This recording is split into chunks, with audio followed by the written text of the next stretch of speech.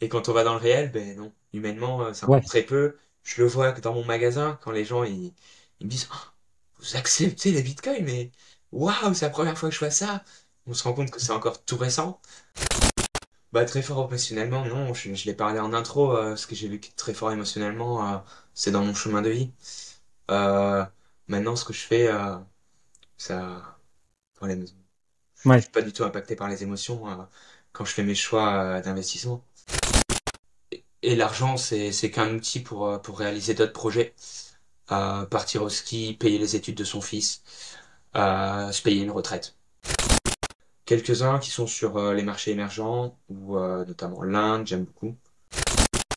On a un monde, c'est une seule planète, on a peut-être chacun eu l'opportunité de changer de frontière. Derrière, on va avoir des monnaies qui sont les outils des gouvernements, des monnaies fiat, pour contrôler l'inflation, pour contrôler l'emploi.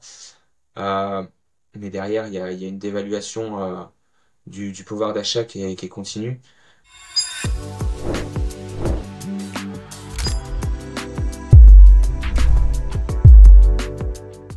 Salut l'équipe et bienvenue dans cette nouvelle interview où nous allons rentrer dans la tête d'un investisseur crypto.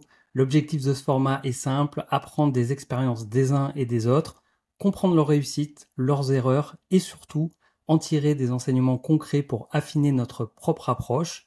Chaque investisseur a une histoire qui est unique, des stratégies qui lui sont propres et une vision du marché qui peut nous inspirer.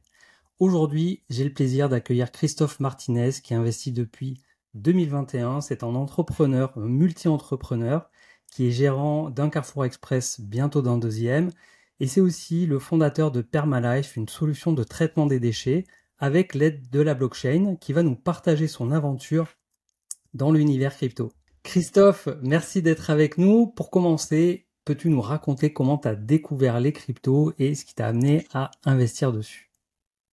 Bien sûr, merci Jonathan pour l'invitation. Donc je m'appelle Christophe Martinet, j'ai 35 ans. Je suis effectivement un entrepreneur multirécidiviste.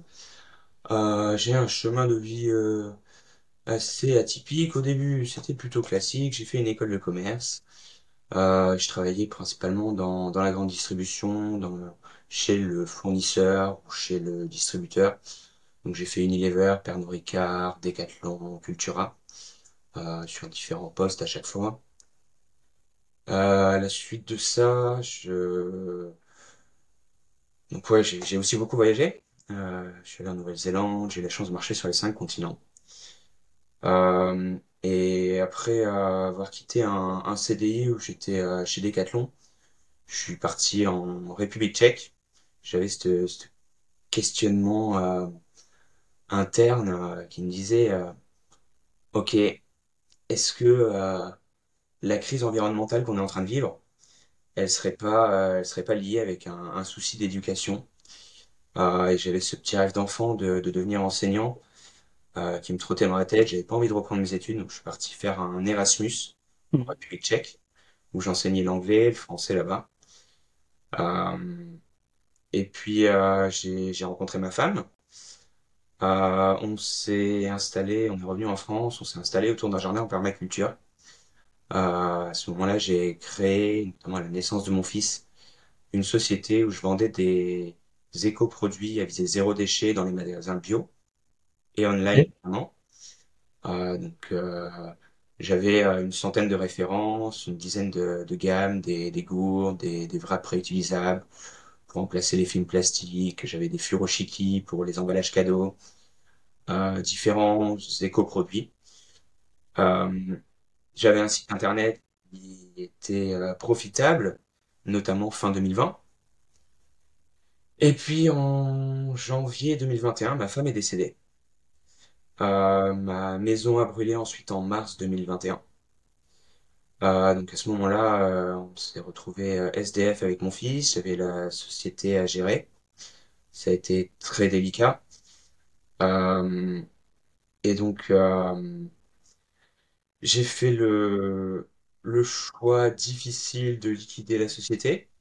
Je suis reparti vivre en République tchèque, où j'ai travaillé pour Veracode, qui est un leader de la sécurité des applications. Donc, ils intègrent des tests automatisés dans tout le cycle de développement d'un logiciel. Donc là, j'ai appris le monde des logiciels, le monde du développement. Euh, Surtout, dès mon premier salaire, j'ai commencé à investir. Pourquoi? Parce qu'avant, ma vision, c'était avoir une société, avoir un jardin en permaculture, donc on plantait un arbre fruitier pour chaque magasin bio qui travaille avec nous. Mhm. Donc mon investissement, il était effectivement dans le jardin, dans l'énergie que je donnais à mon entreprise pour créer de la croissance. Et puis le siège de la société, c'était celui de la maison, donc j'ai tout perdu d'un coup. Donc je suis rentré dans l'investissement par la résilience, parce que j'avais un garçon qui avait à l'époque 22 mois. Mhm. Donc il a fallu construire pour reconstruire pour lui et ça s'est passé naturellement par la diversification des investissements. Euh, donc au début, ça a été des actions, des ETF. Je me suis formé quotidiennement, Mhm. notamment online, hein. On a vraiment une chance en notre génération de pouvoir avoir accès à de l'information en creusant, aller chercher de la connaissance. Et ça, c'est plutôt gratuit maintenant.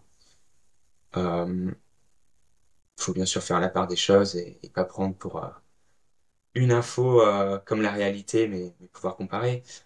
Euh, donc je suis rentré dans l'investissement par ce chemin de vie, très rapidement dans Bitcoin et la blockchain, où j'ai totalement accroché, j'ai approfondi énormément. Et puis un jour, en 2022, j'ai pensé Permalife en ayant compris un petit peu le fonctionnement de la blockchain. J'ai Ouais. pensé Permalife.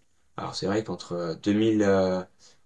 entre mes événements dramatiques et 2022, j'ai eu beaucoup de moments où je culpabilisais parce que j'allais faire des courses et en étant SDF, j'oubliais mes contenants réutilisables. Donc je reprenais des sachets ou j'achetais des choses déjà emballées. Derrière, je créais des déchets. Donc je Mhm. portais des valeurs fortes que je ne respectais pas, donc je culpabilisais énormément. Ça a été très dur. Il y a eu un moment d'acceptation en me disant, mais le zéro déchet tel que proposé maintenant, c'est-à-dire avoir ses contenants et faire les courses en vrac, c'est pas scalable, c'est pas adapté à tout le monde. Il faut avoir une cuisine, il faut avoir Ouais. un confort de vie, il faut avoir une maison. Euh, et donc c'est pas une solution viable pour résoudre la crise des déchets au niveau mondial. Mhm. Et, euh, et puis un jour, du coup, j'ai pensé par ma life. Je me suis dit, mais si les emballages ils étaient tracés dans la blockchain, si on, je comprenais la tokenisation Ouais. des actifs du monde réel, et on est plutôt sur une tokenisation pour l'instant des actifs financiers. Mhm. Mais à terme, je suis persuadé qu'on va avoir une tokenisation globale de Ouais, beaucoup plus général. absolument. Ça Mhm. prendra le temps que ça prendra. Mais ma vision, elle est effectivement ici de tokeniser les emballages. Donc très clairement, quand l'utilisateur il achète un produit, une bouteille d'eau par exemple, il achète les deux, il achète l'eau et le contenant, la Mhm. bouteille en plastique. Celle-ci, elle a à l'instant T pas de valeur ou pas de valeur pour l'utilisateur. Lorsqu'il Mhm. l'achète, il va la mettre Oui. dans la bouteille, dans la poubelle, pardon, vert, jaune, bleu, suivant la région. Elle va potentiellement être recyclée. Ça, on n'en est pas certain. Mhm. On n'a pas de traçabilité. On a un tri qui est assez aléatoire. Si on veut recycler les matériaux, notamment du PET, il faut qu'il soit correctement trié. Sinon, la recyclabilité du matériau va diminuer avec le temps et donc Ok. on va perdre de la matière. Il y a encore énormément de déchets qui sont brûlés ou incinérés. Ouais. Ça a un impact négatif pour préserver les conditions favorables de la vie sur Terre. Ça dérègle notre climat. Donc ça, c'est des soucis qu'il faut prendre à la source et Permalife peut le faire. Très clairement, l'utilisateur va être récompensé en triant directement son matériau. Le tri va être fait par une reverse vending machine. Donc c'est des machines qui vont vérifier le contenant, le matériau. Ils vont être triés par la machine, donc il ne pourra pas y avoir d'erreur. Mhm. Ça existe déjà, ces reverse vending machines, on les trouve dans les hypermarchés, dans certains super. Il y a environ 10 000 reverse vending machines en France pour le moment. C'est en pleine croissance. Euh, mais pour le moment, elles sont ni interopérables. Donc, par exemple, si je suis à l'aéroport, que je pose ma bouteille en plastique dans la reverse vending machine et que je ne reviens jamais dans cet aéroport, le ticket que je reçois à dépenser par exemple dans l'aéroport, je ne l'utiliserai jamais. Il peut être perdu également. Mhm. Donc Alors, Hypermalef, juste, du coup, c'est des machines dans lesquelles on insère des bouteilles en plastique usagées et en contrepartie, on récupère donc potentiellement un bon d'achat dans le magasin dans lequel on se trouve et où on dépose du coup nos bouteilles en plastique. C'est absolument. ça. Il y a d'autres produits qui sont acceptés dans ces machines? Parce que moi, je suis pas consommateur de bouteilles en plastique, donc j'ai jamais été déposer des bouteilles en plastique, mais par exemple, je vais avoir des briques de lait ou voilà, je vais avoir d'autres déchets à jeter. Donc voilà, est-ce que c'est juste les bouteilles en plastique pour le moment qui sont pris dans ces machines? C'était la plus grosse part de marché et le plus Ouais, gros. ok. Oui, les plus gros présents. Pourquoi? Parce que le PET va être la matière qui va valoir le plus à la revente pour le recyclage. Ouais, Et il y a ok. aussi l'aluminium, donc toutes les canettes. Il va y avoir également ben, ça peut être les Tetra Pak effectivement, ou derrière si on a une quantité importante de mêmes matériaux préalablement triés, Hmm. ça va être plus facile de le revendre et de recycler également. Mhm. Euh, Ça peut exister également avec les cartons, mais le coût du carton est très faible. Donc Ouais, pour l'instant, l'investissement dans la machine pour trier le carton ouais. Pas rentable, ouais. n'existe pas, il n'est pas rentable. Euh, mais à terme, ça pourrait être tous les types d'emballages. Mhm. Ok. Une fois qu'ils sont triés correctement, euh, voilà, on peut les recycler. Ouais, parce qu'aujourd'hui, enfin, moi, je sais que dans la borne de tri à côté de chez moi, t'as le verre, tout ce qui est papier, journaux, carton, et après t'as tout ce qui est plastique, mais du coup c'est très large. Il y a même les boîtes de conserve, voilà, on parlait des briques de lait, de plastique, enfin tu mets tout dedans, tout est mélangé alors que c'est pas vraiment les mêmes matériaux, quoi. Donc je sais pas dans quelle mesure derrière c'est vraiment trié, quoi. La politique en France, c'est de mettre tous les emballages dans la poubelle de tri. Hmm. Euh, Cette poubelle de tri, derrière, elle va aller dans un centre de tri. Donc, c'est des investissements colossaux qui sont faits par l'État français notamment, Hmm. pour avoir des machines qui vont trier et séparer les différents matériaux. Euh, il y a également tous les employés sont dans des conditions assez délicates. Il y a beaucoup de cas de problèmes de santé. Euh, et le tri, il est pas excellent. On n'est pas Hmm. à 100% de matériaux triés. Donc la recyclabilité des matériaux, elle diminue avec le temps. Et donc on perd des ressources qui sont limitées de notre planète. Euh, Alors qu'on pourrait, avec la technologie blockchain et avec un projet comme Permalife, avoir un tri qui soit réalisé en amont et assurer une recyclabilité, assurer une traçabilité des matériaux, qui, Ouais. quel va être le recycleur ou l'entreprise qui va récupérer la bouteille que vous avez faite recycler, dans quel produit elle va être recyclée. Ça, on va avoir une traçabilité transparente grâce à la blockchain. Pour rejoindre avec le zéro déchet aussi, c'était comment rendre le zéro déchet scalable, c'est que l'utilisateur, lui, donc va recevoir des crypto-monnaies sur son wallet, sur son application Permalife, c'est un wallet. Donc, la crypto peut être interopérable. Et je t'en avais parlé en off, je me questionne techniquement si c'est possible de récompenser l'utilisateur en Satoshi en utilisant le wallet Lightning. Alors, je sais que c'est pas, on peut pas intégrer trop de smart contracts, euh, Ouais. mais, euh, mais j'ai des convictions très fortes sur Bitcoin. Ouais. Créer une crypto spéculative et tout ça, ça m'intéresse moyen. Euh, mais en même temps, enfin, c'était quand même le projet à l'origine. Ouais. Donc je suis en plein questionnement là-dessus encore. Euh, c'est vrai que ça aurait plus d'impact si c'était du Bitcoin. Euh, Hmm. Ce serait génial. La Permalife aujourd'hui, au niveau de son développement, t'en es où? alors, donc je suis revenu en France après Veracode pour lancer Permalife. J'ai eu ce projet. J'ai fait l'école Ouais. à l'IRA Ok. entre les deux, fin de Veracode et retour en France.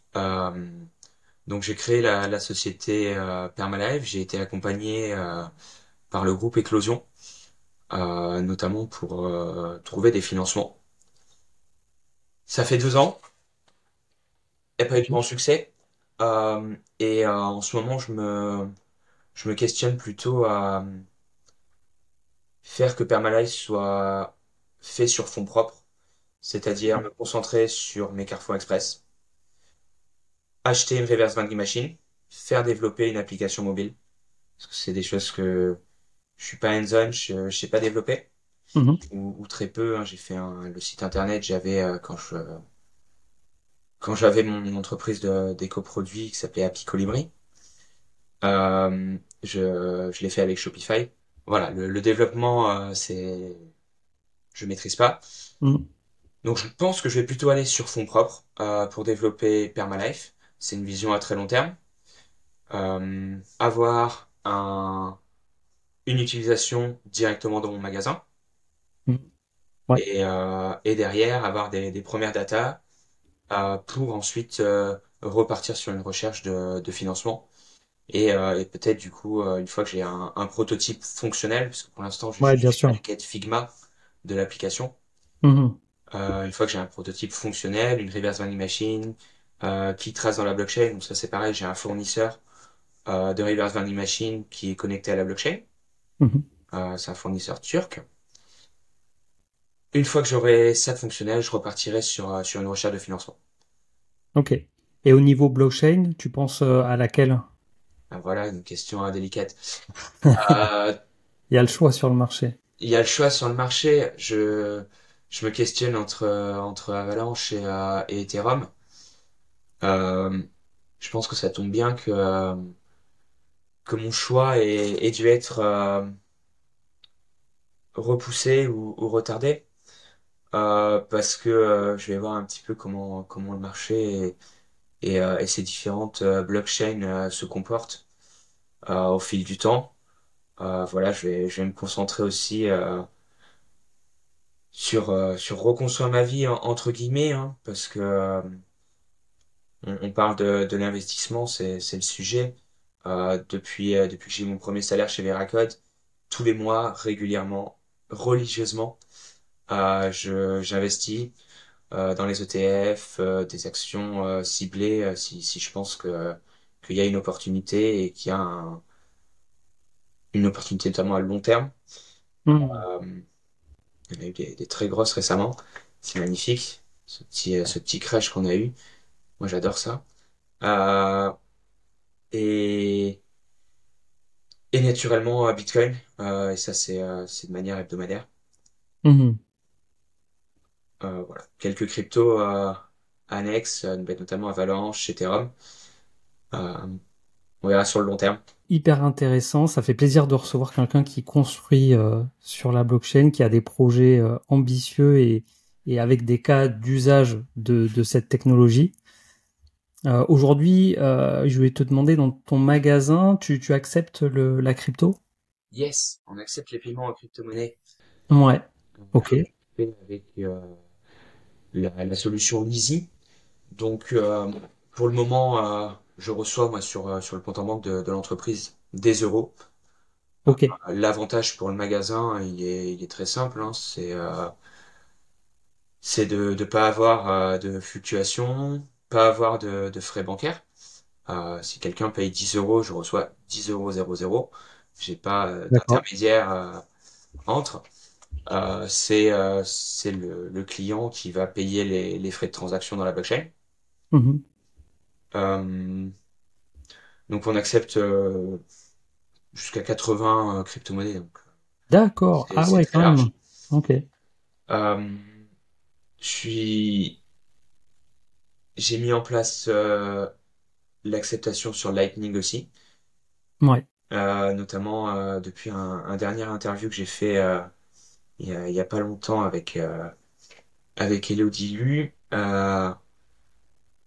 Voilà, j'ai pas eu de paiement pour le moment, c'est encore très rare. Il y a beaucoup de gens qui Ouais. sont bon, j'ai déjà eu des paiements en crypto-monnaie, mais pas depuis que j'ai accepté pas Pas en depuis vers Lightning, Lightning. ouais. Hmm. Euh, Ben, moi, je suis très partisan de la loi de Gresham. Je sais pas si tu connais, mais c'est une loi qui dit, enfin une loi, hein, c'est pas une loi étatique, mais qui dit que la mauvaise monnaie chasse la bonne monnaie. Et en fait, aujourd'hui, enfin, je pense, je peux dire on considère que Bitcoin est une bonne monnaie et que l'euro est une mauvaise monnaie. Et du coup, on préfère dépenser nos euros que du Bitcoin pour payer aujourd'hui dans une vie, on va dire, du quotidien. Et ça, c'est pour moi en tout cas un des freins à l'adoption de Bitcoin, en tout cas dans un pays comme la France, c'est que la majorité des personnes qui vont détenir du Bitcoin, c'est non pas pour un usage de paiement de pair à pair comme c'est inscrit dans son white paper, mais plus pour une réserve de valeur ou d'un point de vue plus spéculatif. Et donc aujourd'hui, c'est vrai que je trouve ça très bien évidemment de pouvoir d'accepter les paiements en crypto, mais je ne sais pas dans quelle mesure les clients, en tout cas français, vont dépenser des bitcoins. Et donc j'en ai parlé un peu, alors c'était plus sur la partie immobilier. Donc à Surfing Bitcoin, samedi, j'ai rencontré un gars qui a une société de tokenisation et donc qui vend des biens. Alors non, c'est pas la tokenisation pour le coup, mais qui vend des biens immobiliers directement en crypto. Donc il a un cercle de notaires du coup qui sait gérer ça. ok. Et je lui dis, mais qui achète en crypto, quoi? Et il me dit, bah, c'est principalement des étrangers qui achètent en France et du coup qui payent en crypto. Voilà. Et du coup, je sais pas, toi, dans quelle mesure tu peux avoir cette information. Est-ce que c'est une clientèle étrangère qui va payer en crypto ou pas forcément? Parce que je l'ai pas précisé, mais il y a aussi, c'est sans parler aussi du fait déclencheur, du fait générateur d'imposition, quoi. Aujourd'hui, tu payes en crypto, du coup, c'est un fait générateur d'imposition, donc il faut pouvoir valoriser ton portefeuille à ce moment-là, enfin récupérer toutes les données liées à la formule de calcul. Yes. Il y a un certain montant qu'on peut dépenser, je crois que c'est 130 euros, je l'ai plus en tête, euh, sans, euh, sans que ce soit imposable. Ça c'est pour le point, Ouais, c'est 305 voilà, euros. un 3 dans la tête, mais euh, mais oui, qui paye en crypto-monnaie? J'ai eu beaucoup de chance et c'est plutôt pour essayer. Ouais, ok. Ils viennent effectivement parfois d'un peu loin, ils ont vu la nouvelle, on accepte les cryptos, donc ils viennent essayer pour la première fois. Euh, mais j'ai beaucoup ce retour aussi, hein, même des clients réguliers. Oui, j'investis sur Bitcoin, mais non, je les dépenserai pas. Ouais. Hmm. Parce que je me disais, pour toi qui as un magasin, euh, aujourd'hui la conversion elle se fait en euros via l'Easy, mais demain si tu es payé en Satoshi, toi qui en plus as des convictions fortes sur le Bitcoin, bah, ça peut aussi permettre à ta société d'accumuler du Bitcoin, des Satoshi sans avoir directement besoin d'investir dessus. Absolument. C'est, c'est la vision et l'objectif, avoir cette réserve de trésorerie en Bitcoin pour le long terme. Les convictions fortes sur effectivement cette monnaie meilleure, plus forte que les monnaies fiat, elle va forcément s'apprécier dans le temps, notamment avec le quantitative easing qui est continu, hein. malgré quelques périodes de quantitative tightening. Il y a une impression monétaire qui est flagrante, hein, après le Covid, mais même avant. C'est Oui, incroyable. même avant. Ça date de toujours, en fait. Après, il y a des phases effectivement plus expansives que d'autres, mais depuis toujours, la masse monétaire en dollars, en euros, en yuan, n'importe quelle monnaie fiat ne cesse de croître. Tout à fait. Je voudrais revenir sur tes investissements. Donc, tu nous as parlé de la bourse, de la crypto. Ça a commencé en 2021 environ. L'immobilier, c'est quelque chose que tu t'y intéresses, t'as franchi le pas. L'immobilier, non. Et oui, en même temps, alors, acheter un bien, le louer, ça c'est quelque chose sur lequel j'ai pas forcément l'apport suffisant pour le moment. Tout ce que j'accumule, c'est plutôt sur des actions, des ETF, des choses très liquides, Mhm. Bitcoin également. Euh, j'avais fait l'investissement immobilier fractionné, donc avec Brix notamment. Je suis pas très Ok. satisfait, parce que justement c'est pas du tout liquide. Ouais. Euh, donc ouais, j'ai testé de mettre des Brix en vente. Ça doit faire 6 mois qu'elles sont en vente et Mhm. ça se vend pas. Euh, je trouve que voilà, la plateforme, ça reste très centralisé. Brix, c'est une société où tu achètes une part d'un bien immobilier et du coup tu perçois au prorata une partie des loyers, c'est ça? Absolument, Ok. absolument. Un peu comme Realty dans la blockchain. Mhm. Ok. C'est le même principe, c'est une société française. Ils ont énormément de biens, ils font qu'augmenter. Euh, voilà, C'est quoi, c'est le rendement qui te déplaît ou c'est la liquidité, comme tu disais, qui, voilà, t'investis, c'est bien, t'as ton rendement, ok, mais derrière, très compliqué de revendre. oui, c'est le manque de liquidité qui peut me déranger effectivement parce que j'aime bien pouvoir être agile et, Mhm. euh, et Ok. suivant ce qui peut se passer dans, dans la géopolitique, l'économie, faire des choix et des réallocations. Euh, Ouais. Notamment récemment, ça a été un bon moment aussi, hein. Et puis je suis entrepreneur. Je vais ouvrir un deuxième magasin, réinvestir, mais reprendre. J'aime pas de l'épargne, livret A, tout ça, ça tourne pas, ça fait pas fructifier rapidement l'argent. J'aime bien avoir le momentum un petit peu, pouvoir être agile et sur mes choix. Euh, voilà. Donc tu fais pas de private equity, je suppose. Pas pour l'instant. On verra Ouais. plus tard peut-être. Hmm. Ok, ouais, l'objectif c'est d'aller sur des actifs qui soient liquides et qui présentent en tout cas des performances, on va dire, à la fois court, moyen et long terme intéressantes. Absolument. Si sur du court terme, il y a du profit. Il y a un premier choix qui est une opportunité d'achat qui me semble, un prix qui me semble bas, une vision long terme, une opportunité long terme. Donc ça, c'est une conviction, mais je vais dessus. Et si effectivement il peut y avoir des profits qui sont faits rapidement, j'ai appris hein, sur mes 2 premières années où je prenais pas forcément de profit, à maintenant en prendre rapidement. Ok. Euh, Ça, c'est une erreur que j'ai compris, mais dès qu'il y a 20%, je préfère prendre, reposer, réfléchir, ok, maintenant, où c'est qu'on Hmm. va, et faire fructifier comme ça plutôt que essayer de viser la lune, alors que, voilà, il vaut mieux. Ok. Bah, alors, c'est intéressant parce que ça m'amène à la question que j'allais te poser. Du coup, la liquidité, c'est un critère important, mais aussi il y a la volatilité, l'aversion au risque par rapport au max drawdown qu'on peut connaître sur les marchés financiers et notamment sur la crypto où ça peut descendre quand même. très très fort, hein, y compris sur Bitcoin. La volatilité, est-ce que c'est un critère qui est important pour toi? Est-ce que tu vas te positionner plus concrètement sur des petites capitalisations ou tu es plutôt orienté vers les cryptos les plus capitalisés?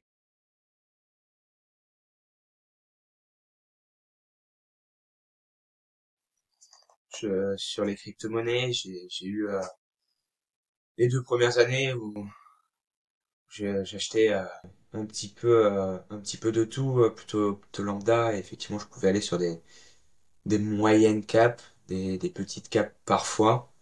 Euh, voilà, les pertes, je les ai encaissées. Et puis maintenant, je vais plutôt notamment sur la crypto-monnaie, sur des 80% c'est Bitcoin, hein, Ok. chez moi. Donc Hmm. et je renforce ça de manière hebdomadaire. Et après, si effectivement je sens qu'il y a une opportunité, un prix qui est assez bas, notamment comme on a pu avoir il y a une semaine et demie, 2 semaines, et bien là, ne pas avoir de cash et y aller à fond, même si c'est un peu risqué. On a quand même un salaire qu'on peut se verser tous les mois, donc on avance. Hmm. Et on prend Est-ce- les opportunités comme elles arrivent. Donc je suis allé plutôt sur du mid-cap, ben, un peu d'Ethereum, un peu d'Avax. J'aime bien DOT aussi. Voilà. Ok, donc plutôt des blockchains d'infrastructure Oui, et qui ont une certaine antériorité. tout à fait. Celles sur lesquelles on va potentiellement construire la suite. Il y a aussi Solana, très volatile. Je me questionne sur son utilité. Ils ont fait que du même code, même nom, et en même temps, c'est ce qui donne sa force, hein, c'est qu'il y a beaucoup d'utilisation. C'est ce qui fait qu'elle tourne, donc c'est ce qui a fait exploser son prix encore. Hmm, hmm. Euh, voilà. Ok, Position sur les cryptos euh, et sur les ETF, les actions. J'ai deux niveaux. J'ai les actions bon père de famille, Total, Coca-Cola, euh, puisque voilà, Colgate-Palmolive, des choses comme ça, qui versent du dividende et qui vont pas s'arrêter, qui vont pas s'écrouler parce que demain personne va, enfin tout le monde va continuer à boire du Coca, tout le monde entre guillemets. hmm. Et je le vois au quotidien, donc ça renforce cette conviction que voilà, ben, si j'ai 50 euros à investir et que je veux juste le laisser sur le long terme pour mes vieux jours ou pour mon fils un jour, du Coca-Cola, du Colgate, des choses du quotidien, c'est bon. Et derrière, des choses un peu plus spéculatives, récemment beaucoup de Tesla, ou alors beaucoup d'actions qui sont liées au monde de la blockchain et notamment au Bitcoin. Marathon Digital, Microsoft, MicroStrategy bien sûr, ce genre de choses. Et après les ETF, sur les ETF, je vais avoir 80%, c'est SP500, dividendes, aristocrates, des choses comme ça. Mhm. Et le- quelques-uns qui sont sur les marchés émergents, ou notamment l'Inde, j'aime beaucoup, D'accord. qui sont plus casés, soit géographiques, ou alors j'ai aussi un ETF qui s'appelle Future of Finance, où ça va être un ensemble d'entreprises qui travaillent dans la blockchain. Il y a D'accord. Coinbase, il y a tout ça. Ok. Tu sais un peu la répartition entre la partie action et la partie crypto? Action, ça va être 30%. Ouais. Crypto, 70, et sur ces 70, c'est 80 Bitcoin. Ok. Où Bitcoin prend de plus en plus au fil du temps. Ouais, ben sa dominance augmente, donc ça joue aussi sur l'augmentation de sa part dans le portefeuille de ceux qui en détiennent. Et la conviction, elle a jamais été aussi forte sur Bitcoin, hein.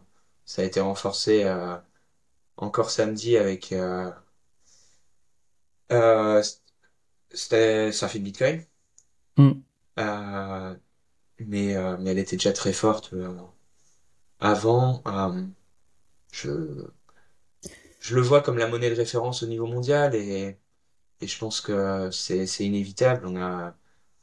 On a un monde, c'est une seule planète. On a peut-être chacun eu l'opportunité de changer de frontière. Derrière, on va avoir des monnaies qui sont les outils des gouvernements, des monnaies fiat, pour contrôler l'inflation, pour contrôler l'emploi. Euh, mais derrière, il y a une dévaluation du pouvoir d'achat qui est continue. Et on a à côté une monnaie, un étalon, une réserve de valeur qui est accessible partout dans le monde, même dans des pays où très peu développés, où ils peuvent pas forcément avoir de compte en banque, Mm. mais ils peuvent avoir un smartphone.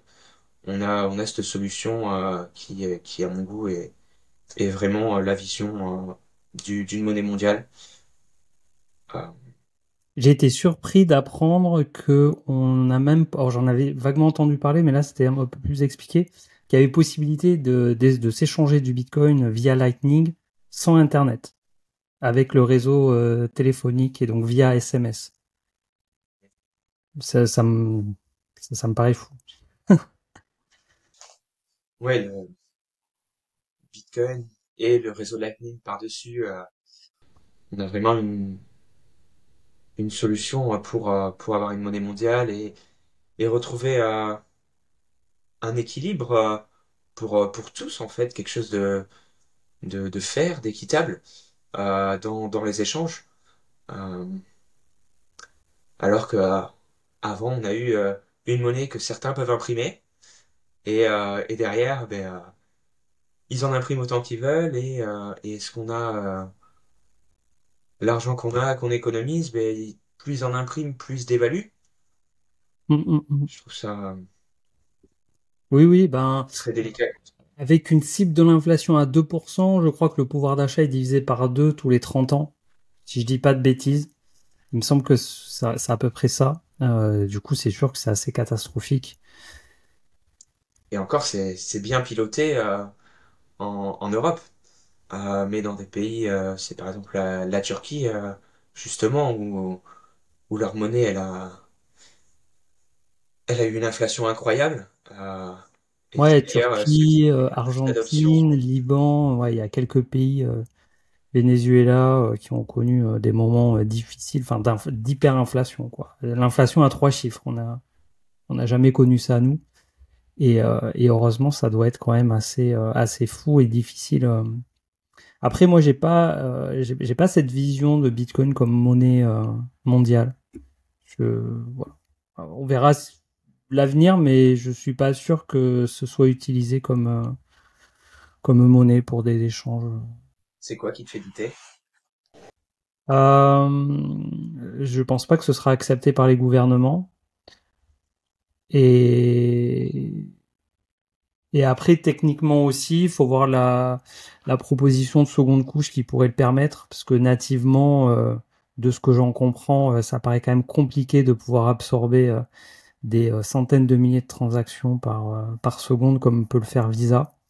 Donc voilà, faut voir techniquement comment ça peut se faire aussi, d'absorber un tel volume.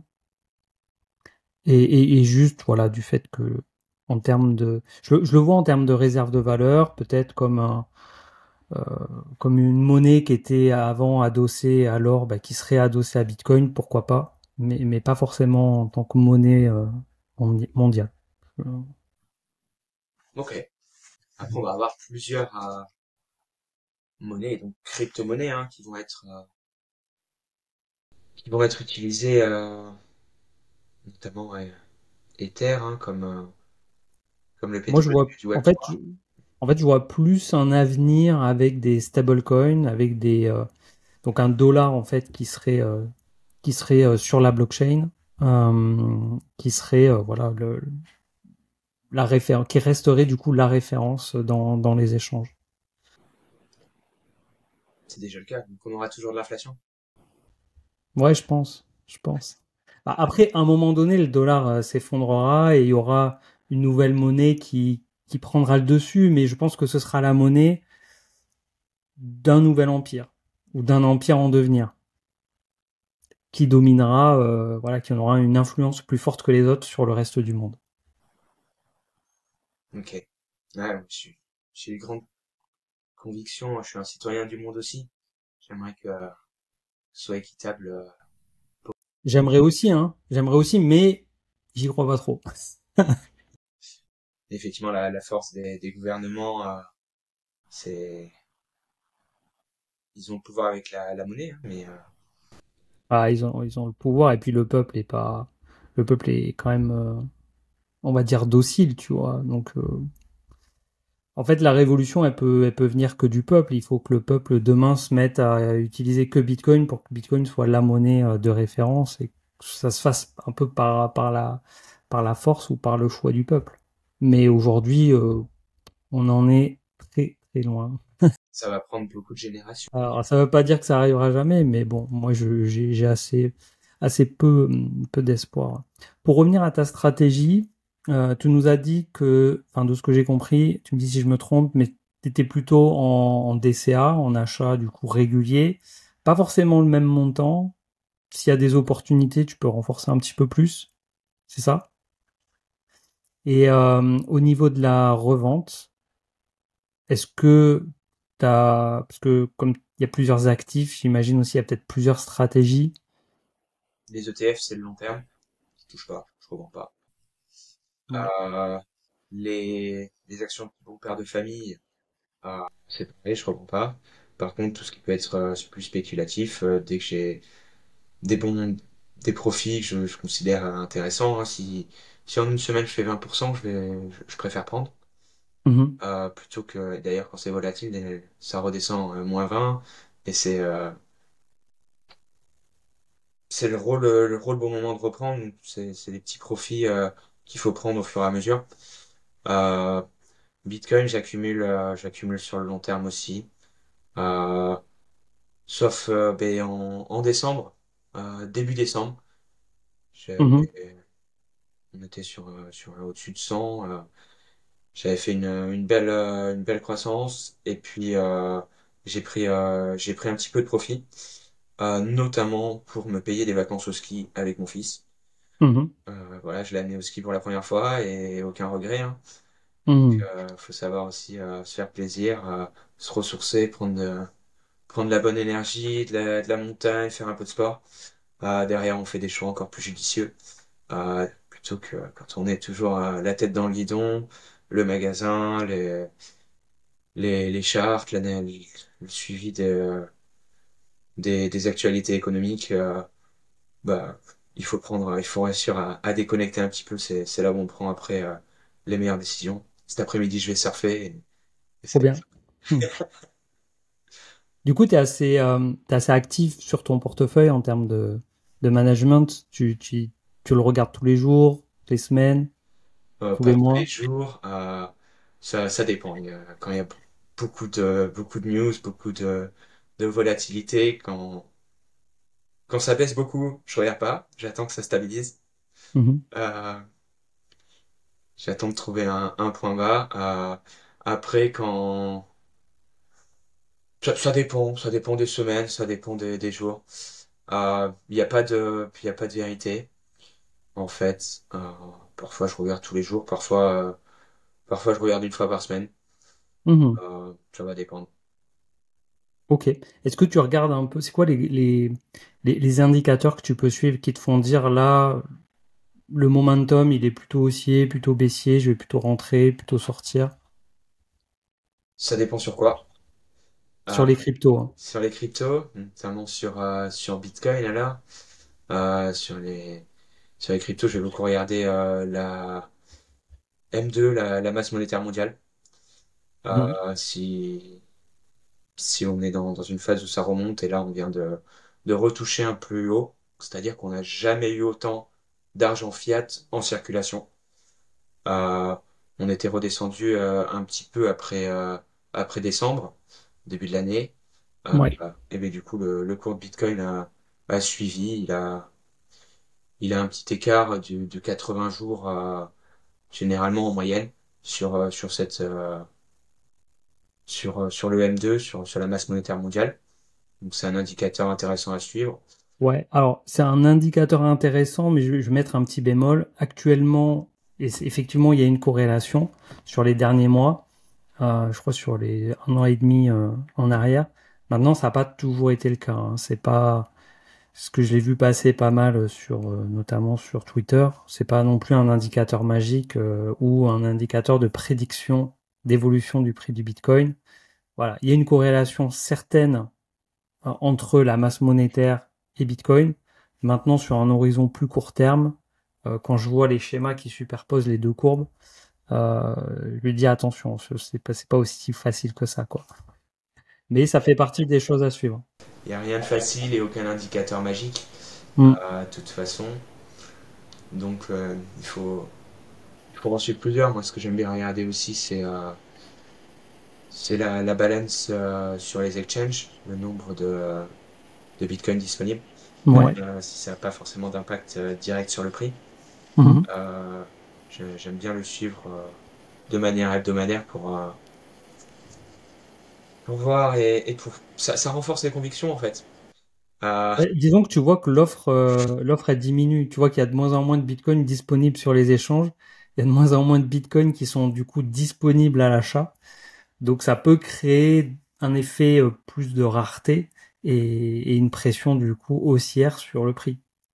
C'est ça l'intérêt de suivre le nombre de bitcoins dispo sur les échanges. on va avoir potentiellement un crack de la supply, un supply shock. Hmm. Voilà. Effectivement, il n'y aura plus assez de Bitcoin disponibles à l'achat. Euh, et à ce moment-là, ça va faire exploser le cours. Quand on ne sait pas, mais je suis persuadé que ça va arriver. Et, euh, et les semaines où ça va arriver, ça va être assez impressionnant à regarder, à mon avis. On va pouvoir Hmm. manger des popcorn à ce moment-là jusqu'à que ça se calme. Et du coup, en parlant de potentiels euh, mouvements importants, est-ce que tu as déjà vécu quelque chose de très fort émotionnellement avec la crypto? Je suis allé skier. Ouais, ok. Yes. Euh, non, parce que bah, très fort émotionnellement, non, je l'ai parlé en intro, ce que j'ai vécu très fort émotionnellement, c'est dans mon chemin de vie. Euh, Maintenant, ce que je fais, ça, pour les- je Ouais. suis pas du tout impacté par les émotions quand je fais mes choix d'investissement. Hmm. Euh, Bien sûr. j'essaie plutôt de raisonner en termes de chiffres, de convictions, je regarde si l'entreprise elle est rentable, elle est profitable, si elle a un résultat net meilleur qu'avant. J'essaie de regarder des choses concrètes. Est-ce qu'elle verse plus de dividendes année après année ou pas? Est-ce qu'elle en verse ou pas? Voilà, ça va dépendre. Et en crypto, comment tu fais pour regarder ça? Crypto, on n'a pas de dividendes, C'est plus compliqué dessus, ces indicateurs. hein. Bitcoin ou crypto? Euh, Ethereum, je me suis ramassé, hein. J'ai pas pris de profit, donc pour Hmm. l'instant j'attends, hein, continue à stacker. Avax, j'ai pris un peu de profit en Mhm. décembre, donc très bien, aucun regret. Et puis j'ai toujours 25 Avax, donc je continue à les faire, et puis à maximiser le nombre de mes Avax En à les stacking? stacker, ouais. Hmm. Euh, voilà, sur les cryptos, je j'ai fait le choix de plus aller sur des mid-cap maintenant. Ouais. Ça, Euh, du coup, c'est un peu l'erreur ou le regret que tu peux avoir dans ton parcours d'investisseur crypto de t'être exposé à des cryptos plus que tu qualifierais comment? je qualifierais de très volatile et et potentiellement centralisé. Il y a une fondation derrière, il n'y a pas une supply limitée. Mhm. Euh, donc tout ça, ça a effectivement renforcé les convictions vers Bitcoin comme réserve de valeur. Je pense pas que le, le cycle, s'il y a des cycles, mais que le cycle soit fini. Je pense qu'on va Mhm. continuer à avoir une nouvelle belle hausse pour l'ensemble du marché crypto sur l'année 2025. Euh, je pense que si on en a une, je sortirai quasiment 80% et que j'irai sur Bitcoin, notamment si on est en hausse sur du stablecoin pour revenir un peu plus tard dans la baisse suivante. On est sur un marché tellement jeune au final. Euh, Ouais, c'est, c'est sûr. c'est quand on va sur Bitcoin, on se rend compte que même si c'est pour les débutants, il y a 500 personnes, ça attire de toute la Gironde, de toute l'Aquitaine, peut-être même de plus loin. Et au final, Mhm. c'est 500 personnes. Je crois pas que ce soit complet. Donc on est vraiment sur quelque chose de très jeune encore. Euh, con- Quand on le voit concrètement, de ses propres yeux, d'humain à humain sur un événement, euh, on se rend compte qu'effectivement c'est encore très jeune. Alors que quand on est dans le monde de la crypto et qu'on est online, on se rend compte qu'il y a énormément de choses Mhm. de partout. Et quand on va dans le réel, ben non, humainement, c'est encore Ouais, très peu. Je le vois que dans mon magasin, quand les gens ils me disent oh, vous acceptez les bitcoins, mais waouh, c'est la première fois que je vois ça. On se rend compte que c'est encore tout récent. Euh, ouais. donc oui, c'est des convictions de long terme et le marché, c'est normal qu'il soit ultra volatile parce que c'est tout jeune. Parce que très jeune, oui, bien sûr. Tu parlais de cycle, c'est la théorie des cycles, c'est quelque chose auquel tu crois, sur laquelle tu bases un peu tes investissements. J'y croyais fortement. Il y a eu un aspect logique avec les halvings. Derrière où la supply qui rentre sur le marché est divisée par deux. Donc, il y a un aspect logique vers la rareté. Euh, Est-ce que, il y a une cyclicité qui va se reproduire exactement? Évidemment que non, parce que Hmm. c'est tout jeune, parce qu'il y a énormément d'autres infos qui vont rentrer en jeu. La géopolitique, l'économie, le, le choix des grosses baleines, etc. Donc, les cycles vont avoir un impact avec le halving, bien sûr. 99% des bitcoins en circulation, c'est jusqu'à 2032. Après, de 2032 jusqu'à 2140, il restera plus qu'1%. Hmm. Si je dis pas de bêtises, à 1% près, je crois. J'ai pas les chiffres en tête, mais tu dois être proche. Donc, c'est maintenant qu'il y a la possibilité d'en acquérir. Euh, est-ce que Est-ce que je me trompe, j'aurais faux sur mes convictions et que Bitcoin derrière va échouer et ira à zéro? Hmm. J'ai quand même un doute. Donc, il a beaucoup plus de chances d'aller à 1 million, même 10 millions que zéro. Donc, go. Ouais, peu importe la théorie sur les cycles, c'est une question d'adoption et de croissance dans le temps. Et ce qui manque à l'adoption, c'est beaucoup d'éducation. Hmm. Euh, Hmm. Permettre à n'importe qui de comprendre euh, qu'est-ce que la monnaie, comment elle est imprimée. Quand on pose la question, je fais souvent une double question quand j'introduis Bitcoin à des gens. Je fais, il y a combien de Bitcoin en circulation? Soit ils savent pas, 21 millions, ok. Et je pose, il y a combien d'euros en circulation? Je sais pas. Hmm. Je vous avoue que je sais pas non plus. Et à l'instant T, même si on peut regarder. Par contre, il y aura combien d'euros en circulation en 2030? Et il y aura combien d'euros en circulation, de Bitcoin en circulation en 2030? Ça, on peut pas savoir combien d'euros, mais on a de grandes chances que ça va exploser.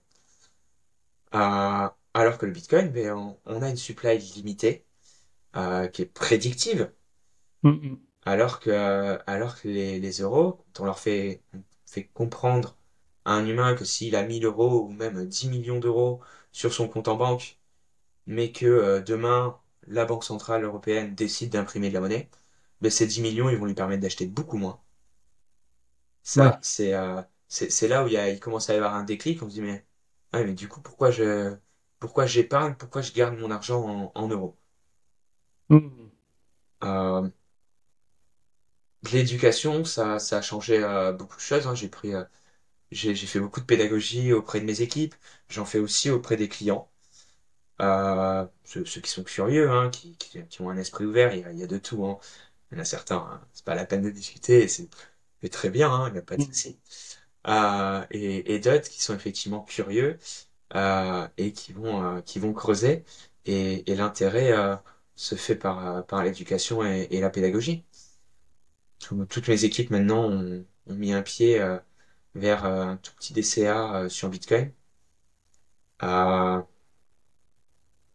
j'ai réussi à convaincre mes parents il y Ok. a longtemps.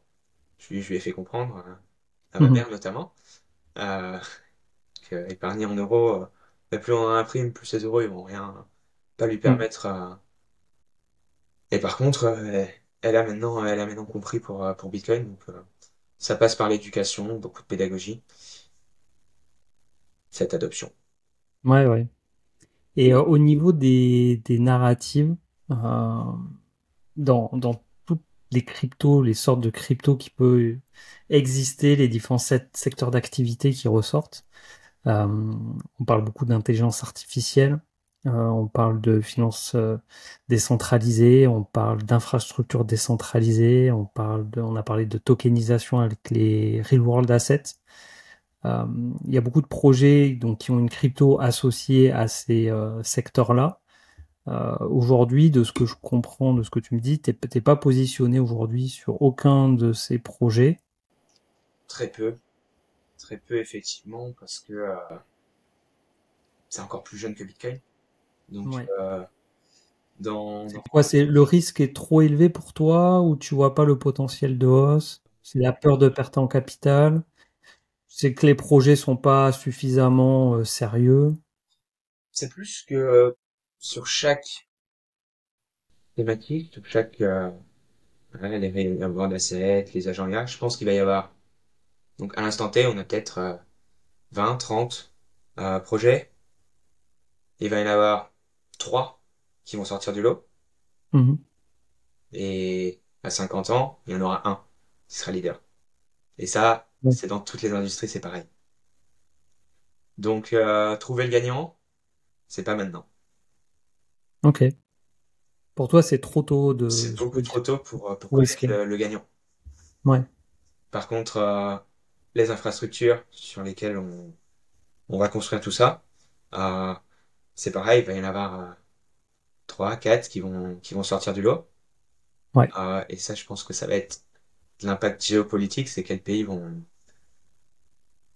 et quels pays ou entreprises, hein, et les GAFAM avec qui elle travaille sur quelles infrastructures. Amazon travaille avec Avax, Avalanche, Google Cloud avec euh,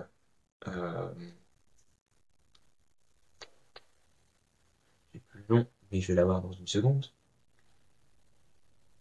Multiversix. Ok. Euh, donc voilà, ça c'est j'ai un peu de Multiversix aussi, GLD. Mhm. Je Euh, vois. donc voilà, c'est plus ces convictions-là, c'est quels sont les gros avec qui ils vont travailler. Mais encore, ça reste trop centralisé. Et, euh, et c'est peut-être mon côté utopique, hein. Mhm. Voilà, je rêve d'une décentralisation totale. Et au final, tu le dis, hein, je pense que les peuples sont plus dans la route vers la servitude que... pourquoi je dis tout ça? Ok, mais si je le dis, et je le pense, c'est triste. Euh, que vers une capacité d'être responsable et, et éduqué sur leur liberté financière. Peut-être que je me trompe, j'aimerais me tromper, mais Et pour quelqu'un qui découvrirait Bitcoin, qui voudrait commencer à investir, que ce soit Bitcoin ou les cryptos d'une manière plus générale, qu'est-ce que tu lui conseillerais de faire? Faire un premier achat, convertir des 20 euros en fiat, avoir des bitcoins. Euh, de ces bitcoins, les transférer vers un portefeuille décentralisé, les sortir des exchanges. Mhm. Et puis, se former au maximum. Euh, il y a énormément de choses à comprendre sur Bitcoin. Euh, et puis, petit à petit, acquérir plus que plus qu'un 0,001 Bitcoin. Ça fait combien de Satoshi? 1 million de Satoshi? Euh, avoir plus que ce qu'il faudrait si on divisait le nombre de Bitcoin par les 7 milliards d'habitants sur Terre. Euh, Ah oui, ok. Hmm. et holder ça, mais se former au continu euh, et utiliser la blockchain. Donc, si ce serait pour investir sur Bitcoin, c'est vraiment holder et holder de manière décentralisée. Mais après, enfin, quand tu parles de formation pour comprendre Bitcoin, la blockchain, 90% des gens, j'ai dit un pourcentage au hasard, hein, mais ils vont investir dans Bitcoin pour avoir plus d'euros, tu vois, pour d'un point de vue spéculatif, pour gagner plus d'argent. Et en fait, qu'est-ce que fait Bitcoin et quel problème il résout? Je dirais que pour moi, c'est très important de le comprendre parce que c'est important de comprendre dans quoi on investit et d'avoir un minimum de conviction.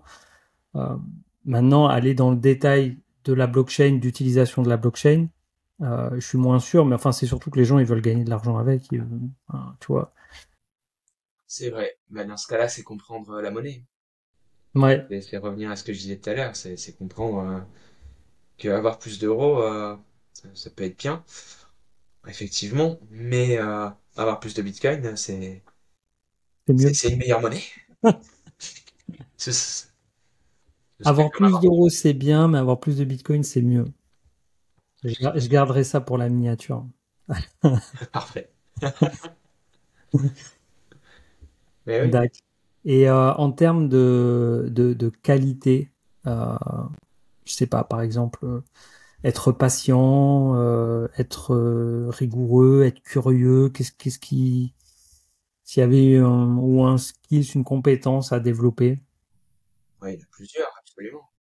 Euh, la patience, bien évidemment, parce qu'on est sur une conviction long terme, c'est savoir hold pour Bitcoin.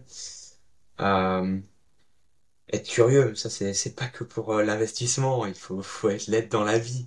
Faut poser des Mm. questions et il y a vraiment pas de questions bêtes et je fais que le répéter aux équipes. C'est poser le plus de questions possible. On vous répond, mais tant mieux. Vous absorbez une connaissance, quelque chose que vous savez pas. On vous répond pas, mais tant pis, c'est pas grave. Il y aura quelqu'un d'autre qui, et cette question, vous la garderez ailleurs. Faut être curieux dans la vie. Euh, et, ok, c'est très bien. J'ai une petite pensée personnelle. Euh, j'ai ressenti ce truc très fort en soi que j'avais pas ressenti et c'est très récent, c'est ces dernières semaines que j'avais, c'est la première fois que je le dis online, euh, j'avais peut-être la possibilité d'aimer à nouveau. Il a fallu 4 ans après le Mm. décès de ma femme et donc c'est cette pensée-là. Et du coup, faut rencontrer une femme, soyez curieux, quoi. Elle est là-bas. Et, et ça y est, ça me nourrit, ça fait du bien. Ok. Trop bien. Ce truc Bah, tu perso m'étonnes. qui passe par Ouais. là, on parlait d'investissement, mais c'est investir au quotidien dans sa vie, quoi. Hmm. Ça peut être se sentir bien dans sa tête, dans son corps, et, et l'argent, c'est qu'un outil pour réaliser d'autres projets.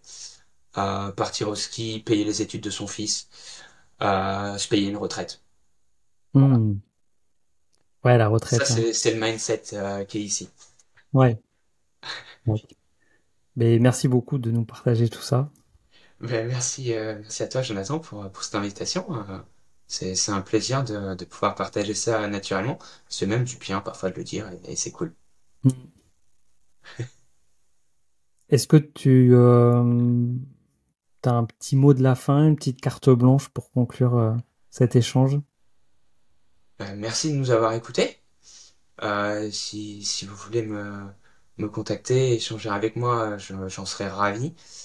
Euh, et puis, euh, et puis ouais, essayer d'absorber un mindset positif au quotidien, d'être curieux et d'apprendre et laisser des bitcoins aux autres, hein.